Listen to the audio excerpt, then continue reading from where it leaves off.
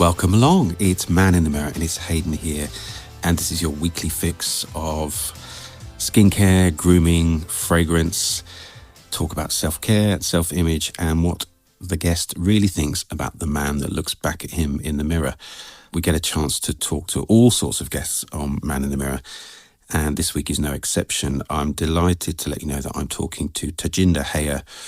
We can call him Taj, who is the editor and founder of the Rakish Gent, which is a print and online magazine for men. You may well have seen it either on the shelves of your local newsagents or perhaps some of their amazing content online. Yeah, I think I saw their content a few years ago now, probably on Instagram first of all, and was really struck by the aesthetics of it and just how well designed and art directed the shoots were. And then actually at a couple of events, I was lucky enough to sort of be in some of the same sessions as Taj. So eventually got chatting. It's not always the easiest actually in those things because you're either, you're generally listening to someone else presenting about their brand or something. So we ended up having a chat and found him to be absolutely delightful. And full admission, I did a piece of writing for Taj in the latest, there's a kind of spin-off newspaper called Rakish Paper,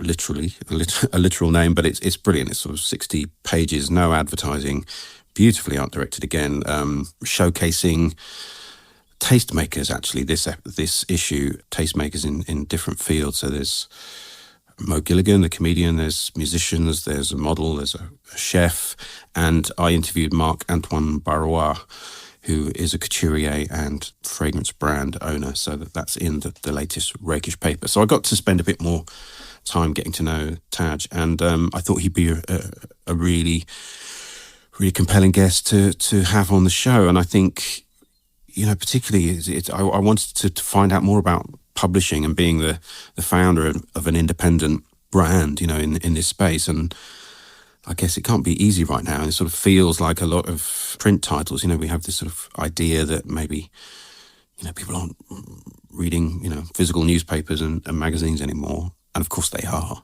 But, it must be a sort of challenging time in that sector when so much content is online. So really interesting to talk to Taj, and you'll hear his view on that. But what's really impressive is he's put together this very holistic brand that has lots of different touch points. You can find it obviously on the web and most of the social channels, and of course in print, both in a sort of biannual big sort of coffee table magazine, which is very sort of fashion forward, and there's loads of great shoots, all shot by the magazine. They don't tend to just put stuff in from the brands.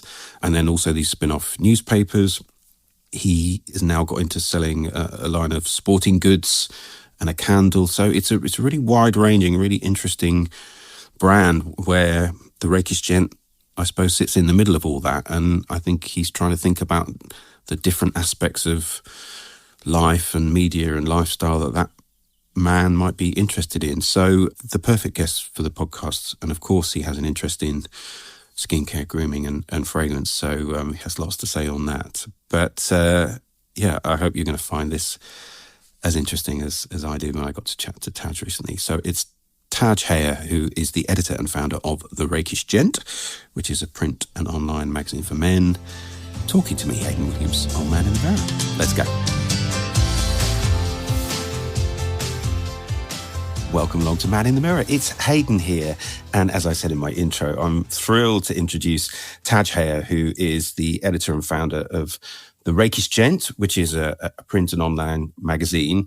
And I should state at this stage, Taj was kind enough to feature a piece I did with Marc-Antoine Barrois, who's a couturier and fragrance house owner. And so I got to understand a bit more about the magazine, and I found it such an interesting space. And it's really at the crossroads of, fashion, style, grooming, and talks to modern men. So I was really keen to find out a bit more about it and to invite Taj on the podcast, because I've no doubt he has lots to say about products and style and being a kind of a modern man and how it is to talk about self-image and grooming and all those things. So first of all, welcome, Taj. How are you? Thank you very much, Hayden. I'm really good, thank you. Thanks for having me. It's my pleasure. It's my pleasure. And we've spoken a few times over the last few months, and I was surprised to find out that you're, well, why should I have been? But, it wasn't a sort of linear background into sort of journalism and being an editor. Actually, you have a background in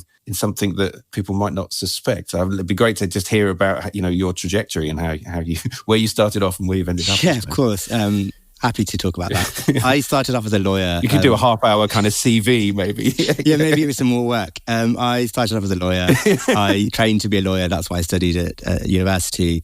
And I went straight into a legal job after leaving university. And I did that for 10 years. And at the point of starting the Rakish Gent, I think what changed was that I was just really burnt out. I was working really, really hard. I was traveling almost every single week, never seeing people that I was close to. And there really wasn't really anything to gain from it other than the financial element of it. There wasn't anything that I found enjoyable that I liked about it anymore. And so, yeah, a couple of years ago, But there must have been, to take that path in the first place. I'm assuming it. Was the law and that subject always something you loved? And did you think originally that would potentially be your career path a bit more long term, or was it always a kind of fail safe, sort of backup? No, it was always what I wanted to do. I was very academic at school. I studied really academic subjects, and I really enjoyed the sort of the nitty gritty of the law. I think in retrospect, I entered it with a rose tinted spectacles, thinking that I was going to change the world.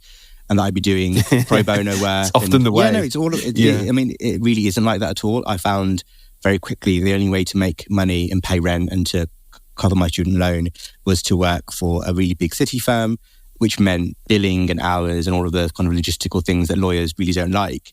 There really wasn't any job satisfaction in that respect, which kind of led me to kind of fall out of love with it. But there was no other plan to do anything else. Even when I started the magazine, there was no plan to make that a permanent job. It kind of just stumbled into something that became bigger by itself.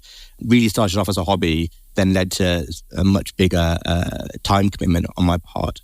And was there a seed there from early on? I mean, presumably you had an interest in fashion and style and those things at an earlier age, did you? Yeah, very much so. So I really enjoyed thumbing through men's magazines when I was growing up. I grew up with magazines like Another Man, Arena On Plus, GQ Style, and I loved the kind of big biannual magazines, the ones that had loads of editorial, that had fantastic models. Big chunky coffee table tomes that you would keep. And I've still got a lot of them now. I still reference them when I'm mood boarding for shoots now. So I loved those. And I loved clothes. I loved nice clothes, not being able to afford them when I was very young and then looking kind of wistfully at what might be. I think initially what triggered me doing something different was I wanted to write. I think that was where it started. It wasn't specific that I wanted to write fashion, it was that I wanted to write something. So I dabbled with political writing and writing about free speech and human rights and things. And I found that it was very rewarding. I got a real sense of satisfaction from it. But it took about a lot of time and effort. And weirdly, when I wrote about fashion, it was sort of instinctive. I could recall shows and silhouettes and sort of looks from shows 5 years ago or ones before I was even born. And I could write about it in a really conversational way. And it just came easy to me. And I don't think I'm the best writer, but it was something I could do really quickly. I could turn content around really, really quickly. And I would read back and think, this actually is all right. It makes sense. It's not convoluted. But I think these things need it needs your own sort of tone of voice, doesn't it? So that where it's feeling a bit more natural, that's probably the best stuff, isn't it? That's coming actually from you. I think so. I think often when you're presented with a show report or a press release, it's so convoluted in its language. I think you've probably seen lots in terms of fragrance that take you away on some journey far, far away and you set some sensory adventure. When in actual fact, what it is that the reader wants to know is how much does it cost? What does it look like? What does it smell like? Why should I buy it? You can cut out maybe 2/3 of that press release and turn it into something much more congestible, I think. Maybe that's the lawyer in me though. Maybe I could take out the fluff really quickly and just cut it down to its bare bones. Yes, redacting lots of, of redlining lots of stuff. It's true though. I mean, you obviously have quite a sort of, a kind of academic and an analytical kind of mind. And you're right, I suppose some of the content that that we both get to see, can send you off in this sort of florid, flowery language. And I think it's never a bad thing to be trying to think. I mean, obviously, it's not to sort of reduce everything to its kind of, to the most kind of practical and boring, but to be thinking about who is consuming, who is reading this, and what information do they need from it? Of course, I think about it. I think about myself as the reader. If I was reading this magazine, or if I stumbled across this article on social or on Apple News or somewhere, would I be inclined to read it? Firstly, the length might turn me off reading it. And also, if I read the first paragraph and it described some sensory journey into, moons, I wouldn't really understand it at all. I might just think I'm not really interested. The packaging looks nice, but I'll move on. And I think it's really important to try and understand who it is, like you say, who it is that you're speaking to and why they're reading what you're saying. And it almost becomes, I think it's almost a cliche now. We're all aware of those kind of memes or, tweets that sort of do ridiculous, sort of almost kind of make kind of new versions of kind of fragrance ads and stuff just because they're so imitatable, they're so ridiculous. But I think that isn't the language that most people use and understand. And the more we talk about ingredients and raw materials and notes that don't mean anything, it's and I'm sure a lot of them do. So often when I stumble across ingredients that I think are interesting, I'm wow, that's interesting, I didn't know that would be in there. And that's really nice because it then takes you on your own sensory journey into trying to understand how that happened, why that means something to you. I think that's, for me, in terms of fragrance, definitely the one that I like hark back to a time. It's less about the notes, but more about what does it feel like and what do I remember and how do I feel when I put it on, I guess. And so in terms of your writing and then and the eventual setting up of the Rakish Gent, were there steps in between in terms of you doing some writing for other people and getting to see other magazines and other places? Absolutely. That was definitely the first step. I think like with anything you do, maybe spend some time researching whether it is you want to do it and what it looks like. The Rakish Gent started as an online blog. It was called The Rakish Gent, but it wasn't bloggy in its content. I think that was what was really interesting about it, and that's maybe why it did well initially. So blogs at the time, maybe 10 years ago, were really big, but they were mostly about the individual. So you'd have someone blogging about their clothes or their routine. And that was not the case with the Rakish Gent. It was the publication you see now. The bare bones of it were there then. It just wasn't as slick looking. But grooming writing, editorial, interviews, fashion show reports, news reports on new drops were all there then.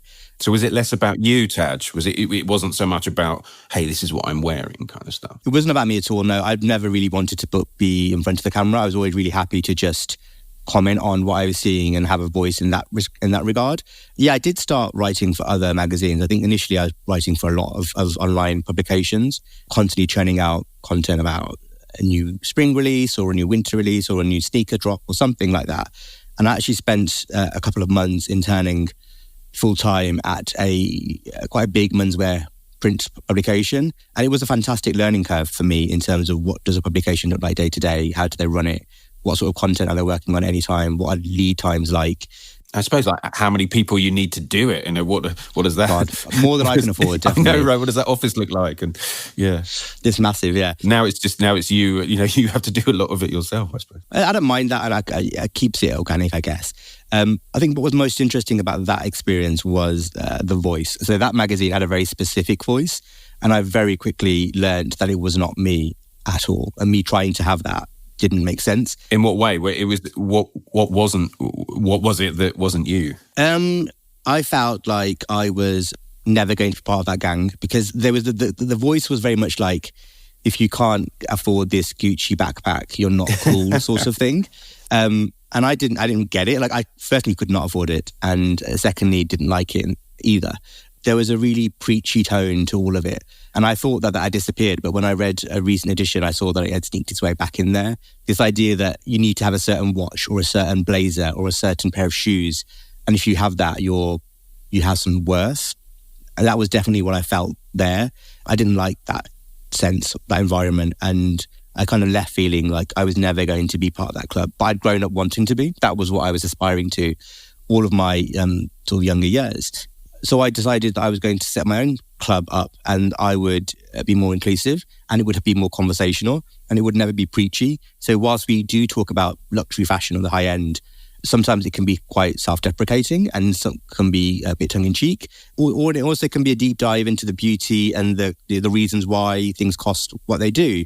But it would never be, you need this to be a certain kind of person, because I don't agree with that at all. And it was really informative in what I decided to do and what my voice as a writer and editor would be like. That's fascinating to me, and I can really recognise that, because I'm slightly older than you, but I've also enjoyed a lot of these men's style magazines and monthly magazines over the years, and I have seen their popularity come and go, and different titles come along. But yeah, there's often been that sense, and I think it's almost this unsaid thing that who's this sort of tiny strata of people that can afford the £20,000 watches plus that are in there, and the beautiful ski holidays and the cars and the houses at the back. There's not many people, is there? Yeah.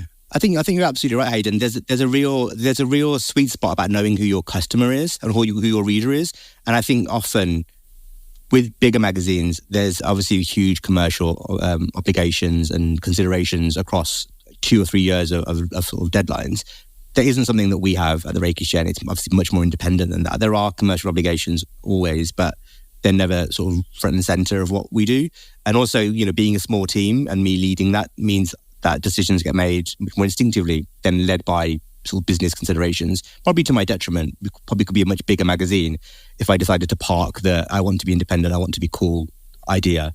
But I think, you're right. Who is the end customer? Is it a gentleman in his 60s that has retired and can afford a Jaguar vintage, living in the country? Or is it some young guy wearing the puffer jacket you're putting on the front of the publication? I don't think they know even who their reader is anymore. And I think that's true of many magazines. And I think, what you're saying doesn't mean that therefore it has to be reductive and you have to, everything has to be lowest common denominator and or better value or cheap. But, we've all got aspirations, and I'm sure we all enjoy looking at beautiful things and, clothes and it's all of that. But I think there's always this, it's really interesting that you identify that, this idea that you're either in this club and you can afford and you're part of this lifestyle, or you're not. But surely even most people that are buying those or consuming that content online or buying those magazines, it'd be fascinating to know, wouldn't it? It must be such a small section of the audience that actually says, oh yeah, God, that new watch is out, I must go and buy that tomorrow, or that new trench coat, whatever it is. And it's so are the rest of us just kind of sitting there and drooling and dreaming? But I think I don't know, it's such an interesting world. It is. It's a difficult one. I think getting it right is not easy, but I feel strongly that we have an identity, and it might not be the most luxury, but it's definitely not sort of down there with the street. There's a real sweet spot in terms of having some disposable income, knowing what you want to do with that, being conscious of what you're buying, wanting to make sure that pieces that you invest in last a long time. There's those, we don't at all support fast fashion. We want things to be sustainable and better for our skin, our body, our environment.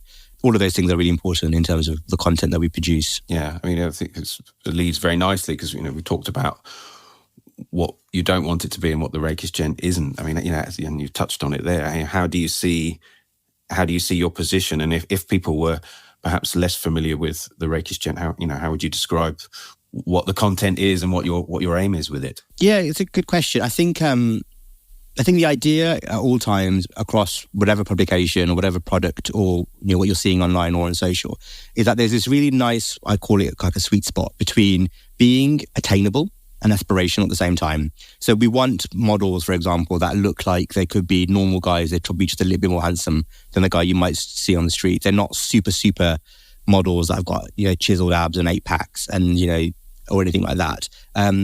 In terms of the clothes and in terms of the grooming brands, we're looking at clothes and brands that maybe require some investment, or maybe they don't. So, in the last week alone, there's been articles on the website about a really nice, cool French trench coat drop. That's probably a bit more pricey than what people might want to expect.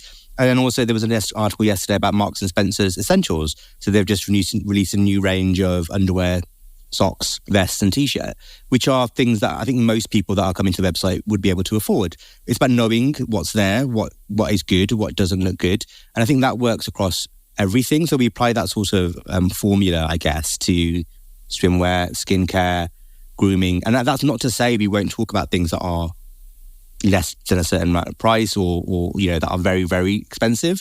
But when we do talk about those things, we discuss them in a certain way that maybe requires a deeper dive into the whys. But I'm sure you've got similar experiences with scents. Like there are scents that you can buy for £30 in a supermarket, and there are scents that cost 5 times that. And, there's reasons why they cost 5 times that. Maybe they're not always genuine, but when they are, there's an understanding and it's interesting to know. And often I think with things like luxury fashion and with luxury scent and luxury skincare, the proof is in the pudding. So most of the time when you try those products and you smell those fragrances, they do something to you that does make you feel like a better version of yourself, I guess, which is a wonderful thing to do. And those are the brands that we're really interested in, I guess. But there's no one that we would say no to, I think, like in terms of people that we work with. I think it's just an idea of a young guy, probably in his 30s like myself, that has some disposable income, that wants to spend it wisely, that wants to know what's in, what clothes look good and what's been talked about from brands like the ones that I've mentioned, maybe like Mr. Porter, Matches Fashion, that sort of level of luxury as well. And also that has an idea in terms of food and drink and culture and going out and wants to read interesting stories that are a little bit unique, which is why the last issue of Paper was such a great thing to be part of, because it was bringing these stories to life about people that are doing these, I think, really incredible things, and they're not being talked about in widestream media. I think so too. And if people get to either see it on the website or look at one of the print editions, and we talked about Rakish Paper there, which was a newspaper format, and then the bigger magazine that comes out a couple of times a year. But there's a beautiful aesthetic and a really clean design it's art directed beautifully. And as Taj mentioned there, I think you're seeing sort of people that you don't always see in these other men's magazines. There seems like a more diverse portfolio of men, and it's really welcome. And that, it feels to me like that's a bit more how Britain is now, and that's what we're seeing on the streets that is reflected in your magazine that perhaps isn't in other places. Absolutely. I mean, that's 100% what the focus is. So I often feel like in advertising campaigns or in other publications, I didn't see any version of myself at all. Not that I want to see myself anywhere. I'd like to see. And when I was growing up, one of the biggest reasons I didn't do anything creative was that there was no one creative in the world that was brown skinned. So there was not anybody that I could look to say, "Oh my God, they're doing it, so I could maybe do it as well." Models of color were not ever on front of magazines. They were never in campaigns. They were never on television. So there was nothing at all in terms of a reference point to use to say there is a career here for me. I think that's absolutely fundamental to all the decisions you make in terms of the content. Do you think that put you off then, Taj? Do you think? I mean, it's all sliding doors thing, like, or if it had been different, I might have headed straight into this sort of media world rather. Yeah, I think in retrospect, I mean, at the time, it didn't even cross my mind. Certainly when I was at university and the years afterwards, there was absolutely no goal of doing anything creative. It was definitely going to be academic. It was definitely going to be that path that I took. And I think looking back, that must have been because I never ever knew that it was possible. I think it's disappointing, and I think there is that those of us that are in positions that can make that change have to do it. It would be really disrespectful of me to my own culture if I didn't push models of colour and different ethnicities in my own pages, especially when I believe so strongly in what they're doing and the stories that they're telling. Well, that's it. And it's not, it doesn't feel in any sense a sort of tokenistic thing, because no, there's brilliant stories to tell and there's people to profile. I mean, it'd be great just to mention some of the people that I've seen the Rakish Paper, but who has featured in the pages of the esteemed pages of Rakish Gent or Rakish Paper recently? Well, I mean, like you say, there's no sense of tokenism at all. But the last cover model for the big issue from last August was David Gandhi, which was a fantastic coup for us. Made us a much bigger publication than I think we were on the radar of people that maybe we weren't the year before.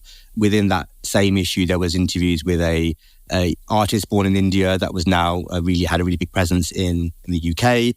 There was a French creative director of a ballet company, Benoit, that was featured in there. There was a Chinese young man from Birmingham who had won MasterChef Professionals that has now set up his own restaurant. And then in Rakish Paper, which just came out about 2 weeks ago, we've got Mo Gilligan, the comedian, as a cover star. We have Hail Zero, the 3 brothers as the other cover star. We've got Karanjee Singh Gaba, the Afghan Sikh male model that walked for Louis Vuitton, as a feature. We've got Marc-Antoine Barrois, as you said, interviewed by yourself for a feature about fragrance. Then we've got people like Raf-Saperra, a Punjabi folk rapper and performer, in a beautiful 10-page spread. So yeah, these are people that I think are cool, they're interesting, they're different, they're doing something unique, they're worth spending time, money and commissioning the content on.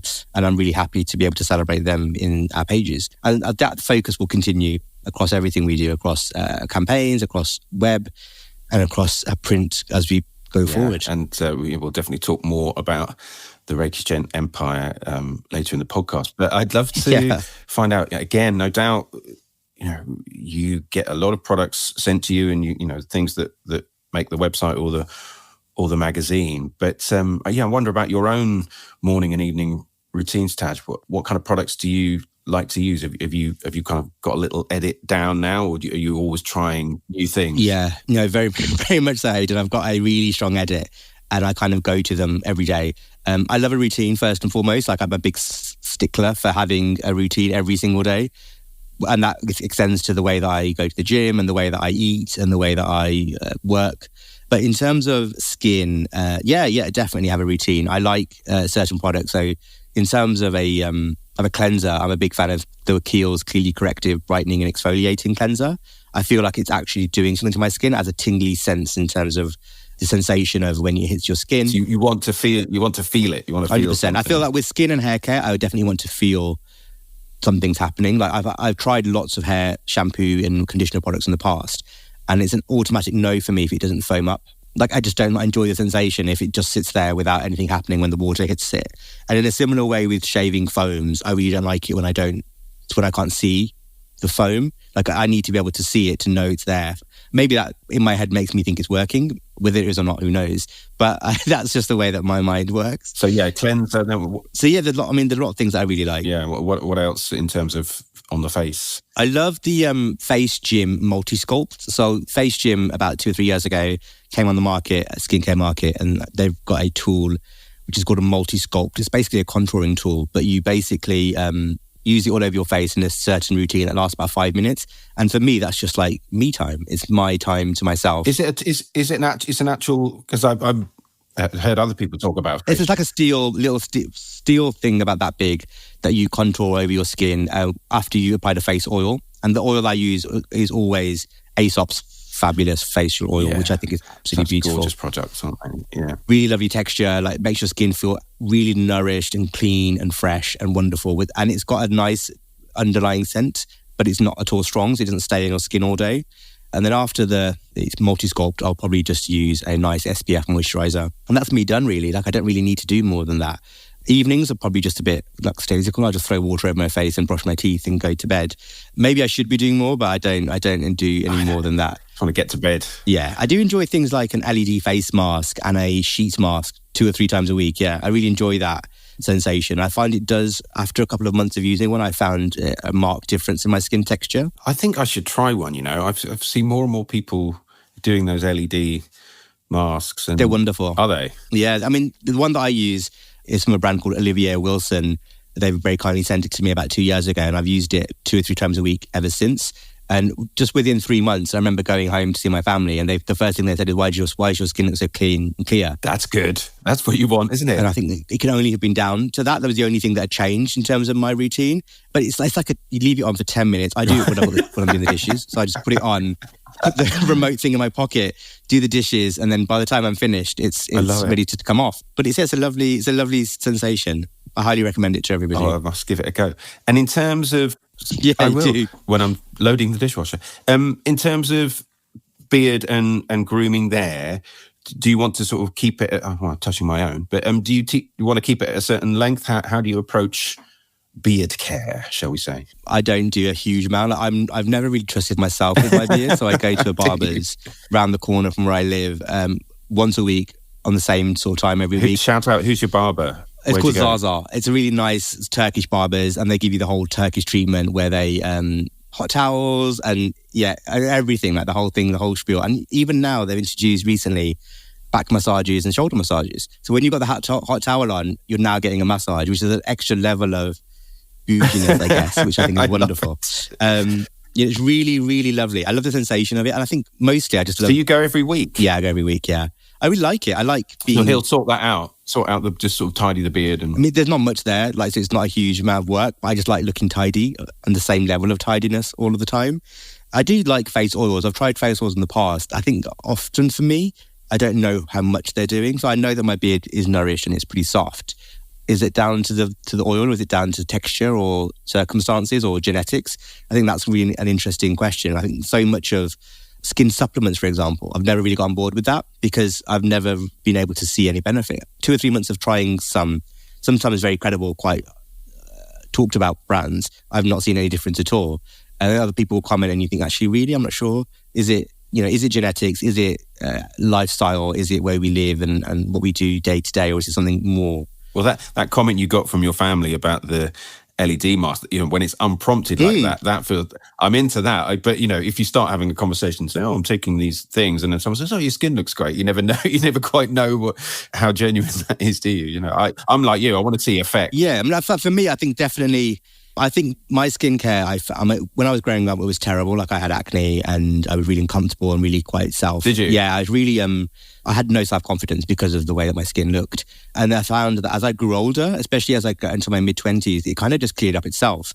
I think also focusing on fitness made a huge difference. Like when I started going to the gym 4 or 5 times a week and really paying attention to what I was eating. Not that I ever ate badly. I was never in bad shape or anything. But when I started eating much more cleanly, that made a huge difference. So I don't know whether any product could even rival the amount of work that made in terms of my skincare. And was that much more so than, were you actually taking, medication and things at some points for acne, or did you kind of leave it and do normal spot creams and things? At the one point when I was in my late teens, I was taking sort of medications for acne, yeah. And I think it made it worse. I think it became so bad that I was like scratching off spots and it was bleeding. But maybe that was just me thinking too much about it, or maybe if I just left it to itself, it would have gone it by itself. I know lots of teens suffer with that sort of thing, but no one at that age wants it, really, do they? Like, it's not a nice thing to have. No, that's true. And how about fragrance, Taj? What's your relationship with fragrance? Are you someone that has a signature, or do you like to try lots of things? Because again, I'm sure you're in a position where you get sent lots of things. Yeah, I mean, that's lovely. It's always really nice to try lots of new things and see what people are doing. I do have ones that I go to again and again, but they're both fairly new ones. So I'd probably say that every 12 months I change what my favourite is, and I find new ones that I'm really loving. I'm sure you're familiar with both of these, but the ones at the moment I'm a really, really big fan of are Rhodes. Do you know the fragrance brand Rhodes? Yes, the Irish Irish one, yeah. I was introduced to them in June last year at an event, and they had a range of maybe 8 or 12 scents. And there was one called Harmattan, which is sort of a Morocco vibing scent. And I absolutely loved that. It's kind of my go-to scent most days. And there's also another brand, I'm sure, and I know you were there because you were there when I was introduced to them. Side Stories, Third Date. Yes. Is an absolute stunner of a fragrance that I have been sort of using day in, day out since then. Both of them, for me, feel intelligent. They're nuanced. They're complex in terms of their formulas. They're beautifully packaged. The storytelling is fantastic, especially with Side Story. It was a sensory journey from the minute you entered the room and saw the packaging, the typography, and everything else. I mean, as much as that doesn't matter, it also does matter, right? Oh my goodness! And the bottle, yeah, the marble topper, yeah, just a lovely touch. Yeah. But I think both of those scents specifically, when I looked at the fragrance notes, I was really interested to find that, for example, the Harmattan one had a coriander in it, which is a really common cooking tool for Indian food. So it seemed logical to me that I would be drawn to that. In retrospect, when I looked at it and thought, actually, I love it. Why do I love it? Let's look at why. And that was one of the key ingredients in it. That was really interesting to me. And other than those, I think in terms of fragrance brands, I really love. I think all of the Byredo ones are really, really good. And I think the Comme des Garçons ones I've always been a big fan of, maybe for 10 years onwards. But my favourite of all time maybe is Margiela's Jazz Club. Just fantastic, moody, really sexy, smoky, so evocative. Yeah, beautifully packaged, really achingly cool is how I describe it. Like, I know I said before about being a certain kind of guy, but for me, if you're wearing that, you're a certain kind of person. Just because it requires a certain amount of confidence, I think, to wear those sorts of scents. Yeah, or maybe, conversely, it can give you that confidence sometimes, and you can become that guy. 100%. I often feel, and I mentioned this when I was talking to fragrance about to somebody else last year, that for me, it's the last thing I do when I leave the house. I'm fully dressed. I've done my face sculpt. Got my moisturizer on. I've done my hair. And I've got, I'm just about to put a coat on. But the last thing I'll do is I'll spritz some scent. Not a huge amount, but like 2 sprays. But it's the last thing that gives me that final boost of confidence to feel that I can kind of go out and enter the world. And so that getting that right is a real game changer, because when it's not the right scent and it lingers on your skin all day, it's not good. It's not particularly nice. But it was really funny because yesterday I was in an office environment with some other individuals, and I walked past someone and I thought, oh my God, that smells really, really good. But then I realised it was me that smelled good, not him. So that was quite a lovely way to know that I was doing the right thing in terms of my choices. And what was it yesterday? Was it the side story or the road? It was Side Story, third day. Right, yeah. I'm really pleased you mentioned both those brands, actually. As you said, we saw each other at the Side Story event, but Rhodes as well. I loved... there's one called Past Presence, which has a beautiful tea note. And I just found that whole brand with, there's a real connection. She has a theatre school, I think, in Dublin, but also there's a real connect. Each of the bottles had there was a piece of art that went alongside it that she'd got. Yeah, so a different photographer had shot each one, hadn't they? That was really beautiful, I thought. And there were several that I could have really, there was one called Tokyo Club that I really liked as well. Really, really nice. And I think for me, whenever there's another art form or another sense involved, I always connect to that. And I think, when a perfume brand's been quite thoughtful about combining it with art or dance or music or literature or something, it helps me have a sort of way into the story, I think. So yeah. But I think it also makes them really individual and unique. Like immediately on being introduced to those brands, I could see the story of the founders. And as someone that has my own small independent business, I really instinctively go to that. Like I really want to know what made you do what you do, and why do you do it, and what does it look like when you produced your content. In the same way that my work is the publication of the print magazine, I want to know how they got to their final product. What does it look like? What does that journey feel like for them?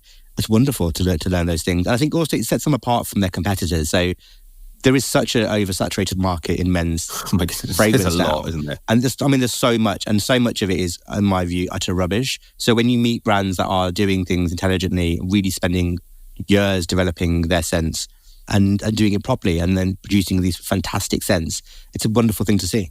Yeah, I totally agree. And it's a nice segue, actually. You're talking about being a brand founder and your work, and admiring that in other people. But I'm really interested. I've spoken to a few journalists before, but never someone that sort of owns their own title. And I guess the common view could be now that no one buys newspapers or magazines anymore, which is obviously not true. But we can all feel it when we know that certain magazines are disappearing, or there's less circulation, or things are changing in that world. And so I wonder, clearly with the Rakish Gent and the whole brand, you're kind of backing real print and newspaper print and magazines. That that's the tangible thing in your hands. It is very much part of what you're doing. So I'm really, really keen to understand what's your thinking there, rather than just say, do you know what, it's all going to live online and people can access it that way. Why did you want a real thing? I think initially the website was what started it. So the Rakish Gent always began as a digital magazine and exists as a digital magazine. And so much of my focus day to day is on that. And I completely believe in that. And I believe that great content should live on that. And the same principles that extend into print extend into the digital magazine. So nothing superfluous, sort of focus on individuality and ethnicity, as well as great storytelling and fragrance and editorial and really strong values carry through. For me specifically, I think 2 things. So growing up loving print was just one thing that made me absolutely determined I would have a print issue of my own at some point. And also seeing how people were doing it and not loving it maybe was a bigger factor in that. So the Rakish Gent's first print issue came out 4 years ago, in 2020, yeah. And really just off the back of the fact that we felt we were in a position to expand and do something bigger and better. It requires a huge investment. It's not something you can do on a budget. It does, actually, having to distribute stuff. Yeah, distribution, commissioning content, production of the actual printing of the magazine, art direction, photography, models, shoots are abroad, all of that sort of thing it adds up astronomically, and it comes up really quickly as well. So, you say I'm going to do a print magazine, and suddenly bills are coming in and you're thinking, gosh, what happened here? Yeah. But I think my decision was really informed by the fact that I didn't see what we were doing anywhere else. There were magazines that were featuring similar stories, 100%. And of course, that's what makes it current and worth talking about. But in terms of the storytelling and in terms of the look and the feel of it, it didn't feel like... There was no magazine out there that felt like I could identify with it, or I liked it, or I wanted it really. I think I stopped buying print magazines a few years ago because they just became really dull and formulaic to me. Often there were more ads than there were content. The content was poor, the print quality was poor, the paper quality would rip apart just putting it in your bag. All of those things led to really considered decisions about the fact that we were, in the first 4 issues, had no ad pages. It was purely content. The content was really big and expansive. So we had stories that were 8 pages, 10 pages sometimes, that were really big, given the space to do them properly. The focus was definitely on editorial and making sure that it was kind of a love letter to those fashion magazines of the early 90s, where it was all about editorial stories that were really big and meaty. I think maybe it's an ego thing, but I knew I wanted to do it in my own way, and I was determined to do that. There wasn't really any other big decision. I just wasn't happy with what I was seeing, and I thought I could offer something different. And I think that's always been the focus with everything that we do. Like, we're not trying to change the wheel, and we appreciate what else is out there. But if we can offer something different, and I like it, and so far, if I've liked it, other people have seemed to enjoy it as well, it seems to be a formula that's working for us, and it extends to everything that we do. Rakish Paper was a really interesting one, because the idea of it came just from the fact that I would read print magazines and see that often there was one cover star that would get a big feature and a nice editorial. And I was just thinking, why don't other people in that issue get the same treatment? So why is it that, and a big actor's got the cover and a big feature, but everybody else has got like this one-pager thing? And I just thought, if stories are interesting, worth telling, surely there's an avenue to do that properly. And it did prove to work really, really well. So Paper's been a massive success for us. So it was a big gamble. The format of it, the look and feel of it, the investment in terms of making sure that it was shot editorially and it had a really beautiful feel in terms of the photography, and that extended into what goes on the web and the other magazine.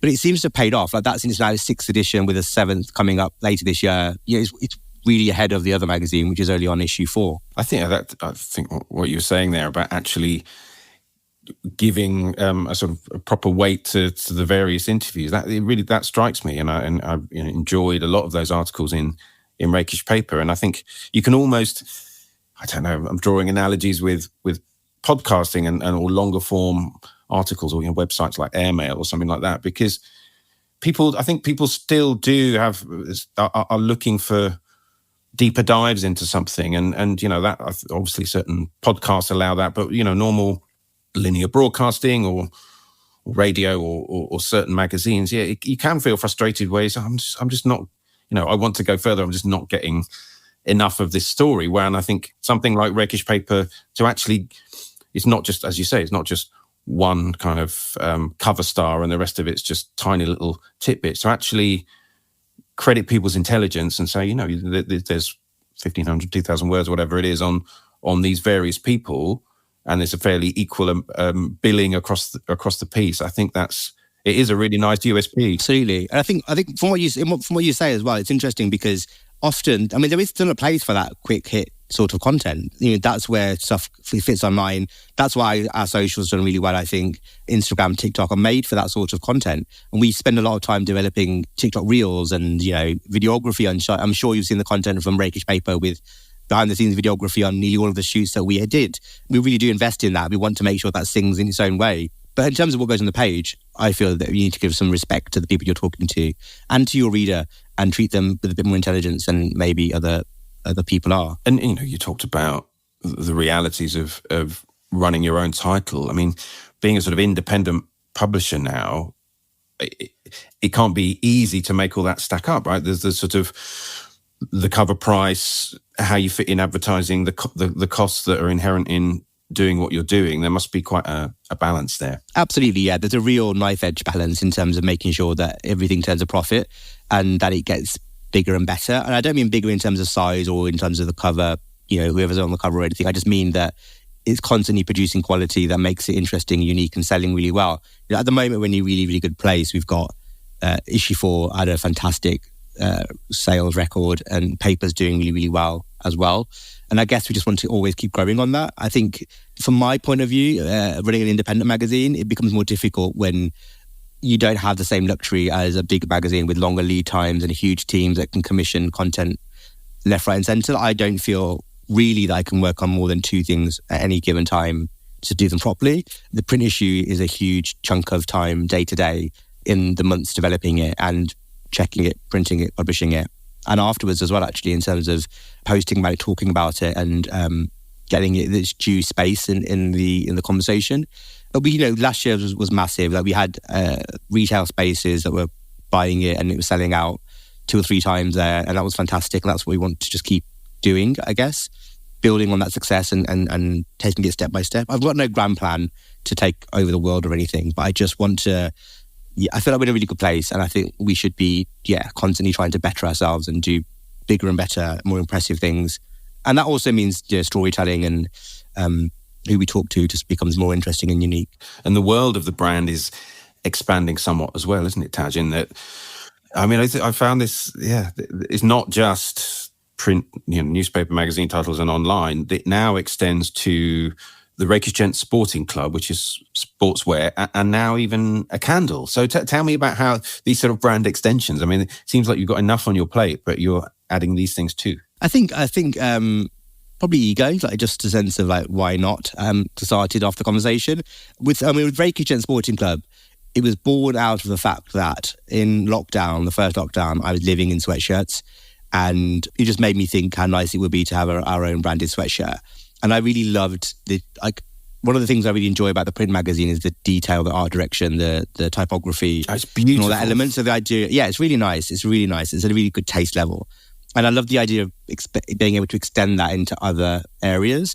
So we developed a logo, we developed the name of the brand, developed the look and feel of the campaign, and I think I loved the idea of shooting a campaign. Like, it's not something I had any experience of. I'd always shot editorial and advertorial, but I'd never been able to shoot my own campaign with my own product in it. So that was a real joy when we first launched it. And that's gone really well. There's been 3 drops so far. So it's sportswear mostly, but the last collection was a fitness apparel collection. So it was a t-shirt, a shorts and a baseball cap, which has done incredibly well.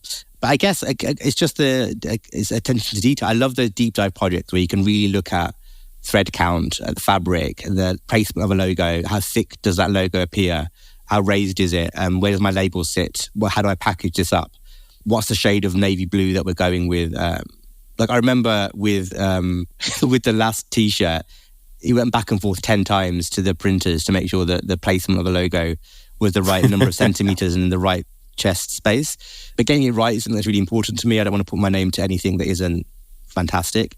Maison Rakish, it's in the same way. But maybe it was more organic than that. Like, it really just came about from having a candle making class. So after issue 4 came out, one of the art directors of the issue, Michael, took me on a day out to make a candle, and we had a lot of fun.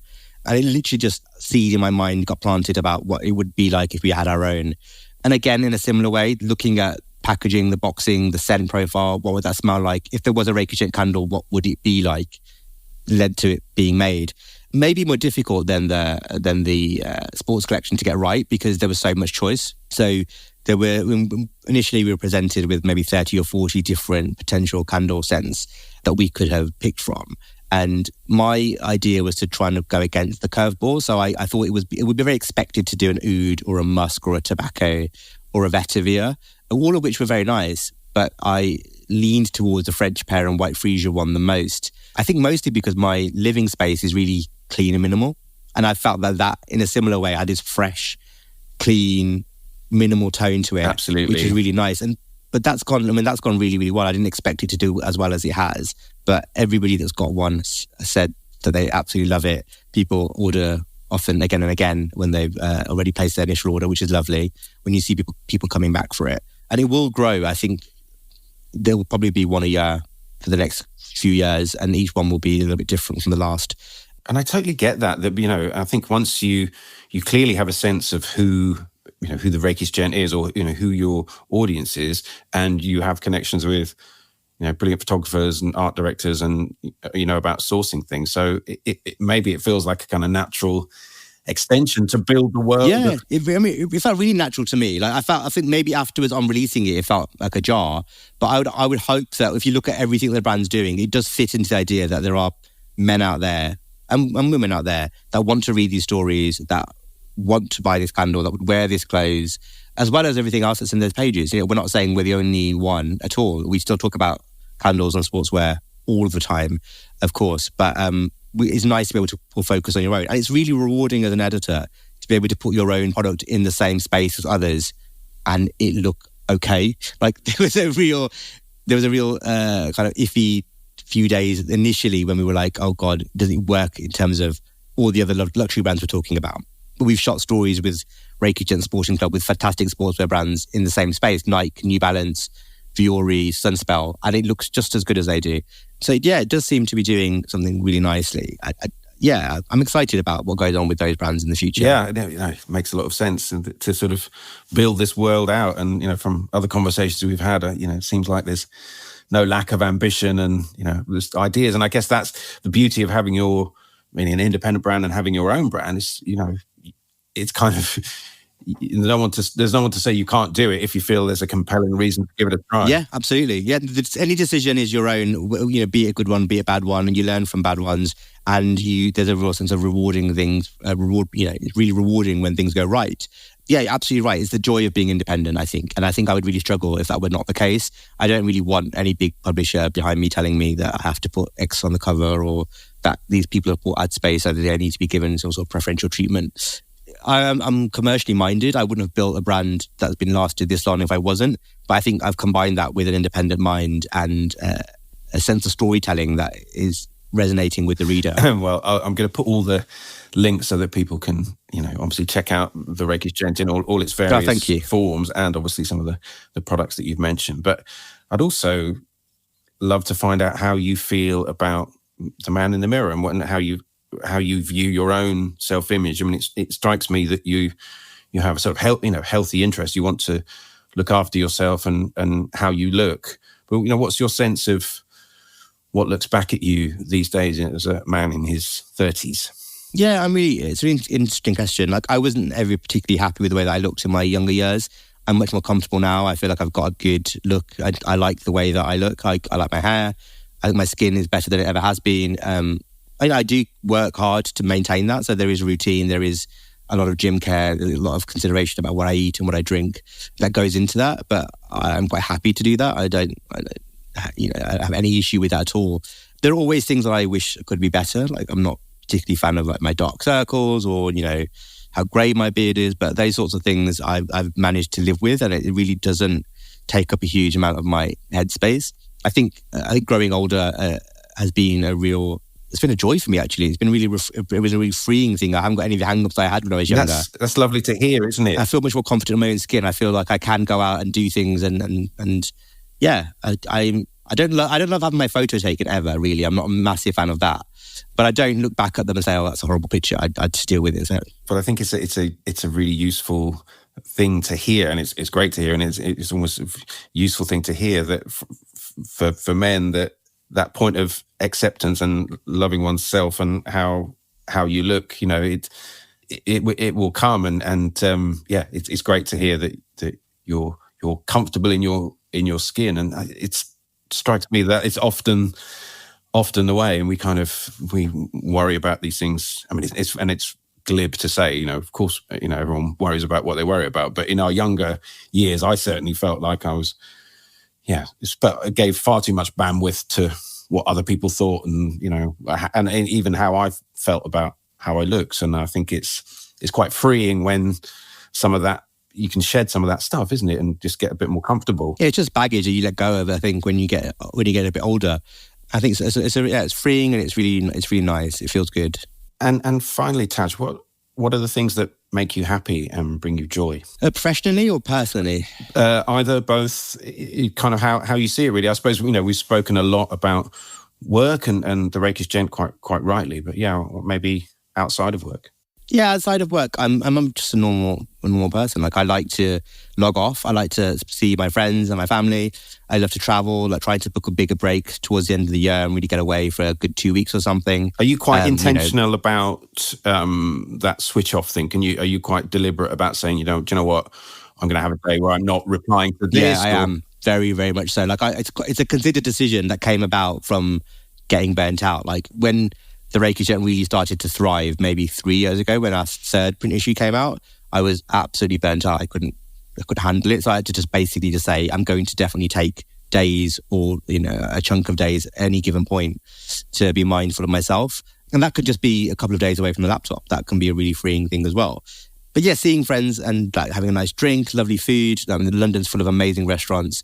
Like nice wine. I like going to the gym. I like anywhere that I can just be disconnected from what I do day to day. I love what I do, but I do think there's always an hour for yourself is invaluable. Like that hour workout in the morning when it's just you and a set of weights can be something better for your mental health than running back to the laptop to finish off sending an email or something. Again, with age, I think learning that everything can wait has become something that I've learned. I was absolutely adamant when I was younger that everything had to be urgent, sent straight away. Nothing would happen unless I worked non-stop. And I don't think that's the case anymore. Yeah, I totally agree. Where did you grow up, Taj? Where was the sort of family from originally in the UK? So my mum was born in India. My dad is born in England. I was born in Birmingham and grew up in the West Midlands. Yeah. In the city or suburbs? Literally just outside the city, 3 or 4 miles outside of the city centre. So Birmingham was a place that we were in more often. It's the closest city, I guess. I have a really a real connection. I love it. Was my university. Oh, really? Yeah. I went to Birmingham Uni and lived in Balsall Heath and Edgbaston and all that. So I don't get to go very much. So all of those areas are so familiar to me.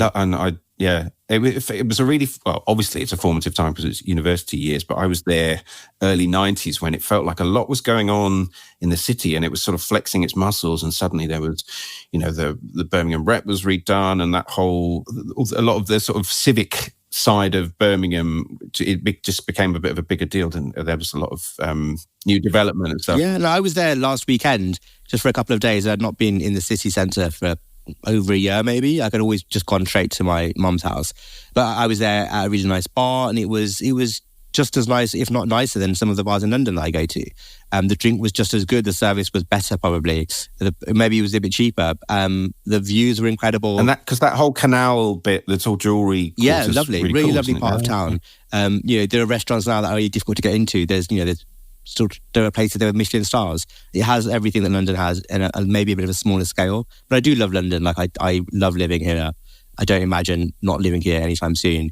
There's just so much scope to do things, and it's fantastic for the magazine to be based here. Oh, Taj, thank you so much. It's been a real joy to hear more about the magazine and the world of the Rakish Gent. And I will, as I said, make sure people can find links to all the different sort of touch points. But it was a pleasure, and look forward to seeing you again soon. But thank you for your time this morning. My pleasure. Thank you so much for having me. Have a fantastic day. You too, Taj. Thank you. Bye. Huge thanks to Taj, and there was so much to take away from that conversation. I was particularly struck by his thoughts on men's media and those monthly magazines, and of course, the commercial imperatives that are driven by the watch brand, the car brands, the big fashion houses. Of course, that has to lead some of the editorial, I suppose, and there's always a sense that it's rather exclusive. I mean, we always like, it's aspirational as looking at that kind of content, but yeah, it can feel quite exclusive and also quite excluding some of the time. So to have a title like The Rakish Gent, which is much more representative and has, a broad cross-section of ethnicities and, people of colour and people of South Asian origin like Taj himself. And it's really important that those communities and those people feel represented and seen, which certainly isn't the norm, as we heard from Taj. And, is that thing of, for younger people to have aspirations and to know that they can work in these industries, or even things that they want to consume. They, people want to see themselves, see it to be it, and all that kind of thing. So that makes a lot of sense to me, and I think it's what he's doing and what the title is doing is very important. But it isn't a purely kind of didactic kind of academic exercise. It's absolutely done with really interesting content and beautifully art directed shoots and talking to people that we don't get to hear from normally. So I urge you to go and seek them out either online or in the newsagent. And as Taj said, the latest issue that you can find at the moment is called the Rakish Paper, and it's the Rakish Paper number 6. And you'll see Mo Gilligan on the cover, and you may even find some of my writing about Marc-Antoine Barrois within the covers. But you can find out more at therakishgent.co.uk. So online they are therakishgent, all one word, .co.uk, and on Instagram at therakishgent, and that's THE_Rakish, which is RAKISH_gent. So it's at the_Rakish_gent. But I'm sure if you tap in the Rakish Gent, you'll find it. And the same on TikTok and all those other services. But the rakishgent.co.uk will certainly lead you to the content and the online store to buy previous copies, and you'll find out more about what's coming up. If you want to find out more about Man in the Mirror, I'm at Man in the Mirror Pod on Instagram and on YouTube, and you can find me on TikTok at Mr. Hayden Williams, which is HAYDN, no E, Mr. Hayden Williams on TikTok, and there'll be little snippets and clips up there. And on Instagram you can find out previous guests and what's coming up.